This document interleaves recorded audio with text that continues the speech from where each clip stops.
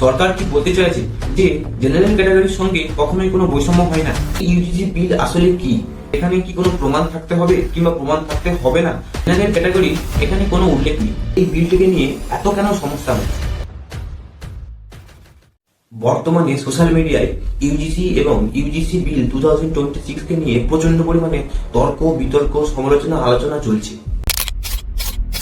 এই ইউজিসি বিল আসলে কি? ইউজিসি এর কাজ কি এবং এই বিলটিকে নিয়ে এত কেন সমস্যা হচ্ছে? আজকের এই ভিডিওতে আমরা ইউজিসি সম্পর্কিত সমস্ত রকম খুঁটিনাটি বিষয়ে জানব।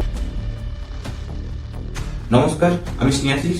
আজকের এই ভিডিওটিকে খুব সহজভাবে জানার জন্য আমি এই ভিডিওটিকে 4টে ভাগে ভাগ করেছি। প্রথম ভাগে রয়েছে ইউজিসি কি এবং এর প্রধান কাজ কি। দ্বিতীয় হলো ইউজিসি বিল 2026 এর প্রধান উদ্দেশ্য কি। তৃতীয়, ইউজিসি যে প্রধান বিলটি প্রকাশ করেছে তার অনিবার্য নির্দেশনাগুলি কি কি। এবং চতুর্থ অর্থাৎ শেষ পয়েন্ট, যে এই বিলের সমস্যাগুলি কি কি এবং এই বিলটির বর্তমান অবস্থা কি। তাহলে চলুন প্রথম প্রশ্নে যাওয়া যাক। ইউজিসি হলো ইউনিভার্সিটি গ্রান্ট কমিশন।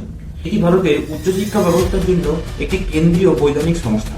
এর প্রধান কাজগুলি হলো ভারতের বিভিন্ন জায়গায় যে বিভিন্ন ইউনিভার্সিটি আছে সেগুলিকে রেকগনাইজেশন দেওয়া, শিক্ষার উন্নয়নের জন্য অর্থ তহবিল দান করা, ভারতের বিভিন্ন বিশ্ববিদ্যালয়ে যদি কোনো বেআইনি কর্মকাণ্ড হয় তার বিরুদ্ধে অ্যাকশন নেওয়া এবং ভারতের সমস্ত বিশ্ববিদ্যালয়গুলিকে সুপরিকল্পিতভাবে চালানোর জন্য বিভিন্ন গাইডলাইন এবং রুলস তৈরি করা, যেমন anti ragging rules, anti discrimination rules ইত্যাদি।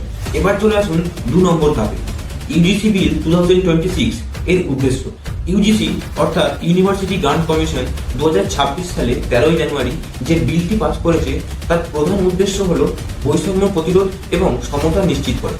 অর্থাৎ শিক্ষা প্রতিষ্ঠানে ধর্ম, জাতি, লিঙ্গ, বর্ণ কিংবা অন্যান্য ভিত্তিতে বৈষম্য বন্ধ করা, সকল ছাত্রছাত্রী, শিক্ষক, কর্মচারীর জন্য সমান সুযোগ ও নিরাপত্তা নিশ্চিত করা এবং বিশেষভাবে পিছিয়ে পড়া সংখ্যালঘু শ্রেণী যেমন ST, SC, OBC, PWD, EWS দের জন্য সহায়তা বৃদ্ধি করা। এক্ষেত্রে এই বিল ভারতের সমস্ত বিশ্ববিদ্যালয়গুলির ছাত্রছাত্রী এবং শিক্ষক কর্মচারী সকলকে যাতে জাতিগতভাবে কোনো রকম বৈষম্যের শিকার হতে না হয় সেদিকে মেন লক্ষ্য করা হয়েছে। এবং এই দিকে লক্ষ্য করার একটি নির্দিষ্ট কারণও আছে। কারণটি হলো হায়দ্রাবাদের ছাত্র রোহিত, মুম্বাইয়ের একজন ছাত্রী পায়েল শুধুমাত্র এই জাতিগত বৈষম্যের শিকার হয়।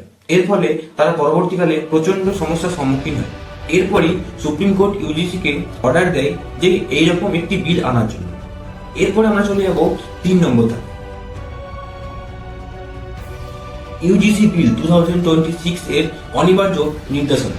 এই বিল ভারতের সমস্ত উচ্চশিক্ষা প্রতিষ্ঠানগুলিকে কয়েকটি অনিবার্য নির্দেশনা দিয়েছে, যেগুলি ভারতের সমস্ত উচ্চশিক্ষা প্রতিষ্ঠানগুলিকে মানতেই হবে। তার মধ্যে 1 নম্বর হলো প্রতিটি উচ্চশিক্ষা প্রতিষ্ঠানে একটি ইকুয়াল অপরচুনিটি সেন্টার থাকবে, যেখানে ওই প্রতিষ্ঠানে যদি কোনো ছাত্রছাত্রীর সাথে কিংবা কোনো শিক্ষক কিংবা কর্মচারীর সাথে কোনো রকম বৈষম্যের সৃষ্টি হয় তাহলে তারা ওখানে অভিযোগ করতে পারবে। 2, প্রতিটি উচ্চশিক্ষা প্রতিষ্ঠানে একটি ইকুইটি কমিটি থাকবে। এই কমিটিতে যে অভিযোগগুলি জমা হবে সেগুলো নিয়ে আলোচনা করা হবে এবং এই কমিটিগুলির সদস্য শুধুমাত্র এসটি, এসসি, ওবিসি এরাই হতে পারবে। জেনারেল ক্যাটাগরির কোনো রকম সদস্য থাকবে না। 3, প্রতিটি প্রতিষ্ঠানে ইকুইটি স্কোয়াড এবং ইকুইটি অ্যাম্বাসেডর বলে কয়েকটি পদের তৈরি করা হয়, যেখানে বিভিন্ন ছাত্রছাত্রী শিক্ষা প্রতিষ্ঠানে ঘুরে দেখবে যে এখানে কোনো রকম বৈষম্য হচ্ছে কিনা। 4, ইকুইটি হেল্পলাইন নম্বর। যদি কোনো ছাত্রছাত্রী, শিক্ষক, শিক্ষিকা কিংবা কোনো কর্মচারীর সাথে কোনো রকম বৈষম্যের সৃষ্টি হয় তাহলে তারা এই নম্বরে ফোন করে অভিযোগ জানাতে পারবে। অভিযোগ করা 7 দিনের মধ্যে অ্যাকশন নেওয়া হবে এবং 15 দিনের মধ্যে সেই অ্যাকশনের রিপোর্ট পেশ করা হবে। এই সমগ্র অংশটি হলো ইউজিসি বিল 2026। বর্তমানে এই বিলটিকে নিয়ে প্রচন্ড পরিমাণে তর্ক বিতর্ক সমালোচনা আলোচনা চলছে এবং এই তর্ক চলার পিছনে কয়েকটি সমস্যা কিংবা কয়েকটি কারণ আছে। কারণগুলি আমি একে একে বলার চেষ্টা করব। 1, এই বিলে যে বৈষম্য করা যাবে না বলা হয়েছে ক্ষেত্রে জেনারেল ক্যাটাগরি এখানে কোনো উল্লেখ নেই। তাহলে সরকার কি বলতে চাইছে যে জেনারেল ক্যাটাগরির সঙ্গে কখনোই কোনো বৈষম্য হয় না? 2, এই বিলে যে বৈষম্য কিংবা ডিসক্রিমিনেশনের কথা বলা হয়েছে সেটি কেমন ভাবে হবে, সেটি মুখে বলে ডিসক্রিমিনেশন করতে হবে না খাতায় লিখে করতে হবে তার কোনো উল্লেখ নেই।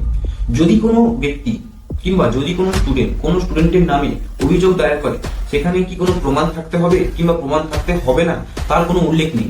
এই পুরো ব্যাপারটি একটি অস্পষ্টভাবে রয়েছে। তাহলে এক্ষেত্রে অন্যান্য ক্যাটাগরির ছাত্রছাত্রীরা জেনারেল ক্যাটাগরির ছাত্রছাত্রীদের উপরে নিজের রাগ মেটানোর জন্য অভিযোগ দায়ের করতেই পারে, যেটি একদমই যুক্তিসম্মত নয়। 3, এখানে যে ইকুইটি কমিটি তৈরি করার কথা বলা হয়েছে, এই কমিটিতে এসটি, এসসি, ওবিসি সবাই থাকতে পারে, কিন্তু এখানে জেনারেল ক্যাটাগরির কোনো রকম সদস্য থাকবে না। এটি কেন করা হয়েছে?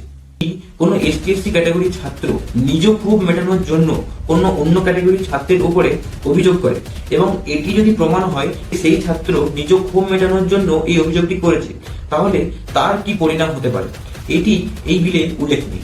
এবং 5, যদি কোনো জেনারেল ক্যাটাগরির ছাত্র কোনো এসটি কিংবা এসসি ক্যাটাগরির ছাত্রকে তার জাতির জন্য অপমান করে, তাহলে এখানে কি পরিমাণ শাস্তি দেওয়া হবে তারও কোনো উল্লেখ নেই। এই সমস্ত কারণের জন্য বর্তমানে সুপ্রিম কোর্ট এই বিলটিকে স্টে অর্ডার দিয়েছে, অর্থাৎ বিলটি এখন সম্পূর্ণরূপে কার্যকর নয়।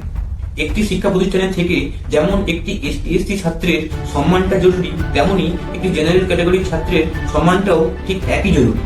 তাহলে আপনাদের কি মনে হয়, এই বিলে কি জেনারেল ক্যাটাগরির নামটি থাকা উচিত না উচিত নয়? কমেন্টে জানান। ধন্যবাদ। এইরকম ভিডিও আরো দেখার জন্য সঙ্গে থাকুন।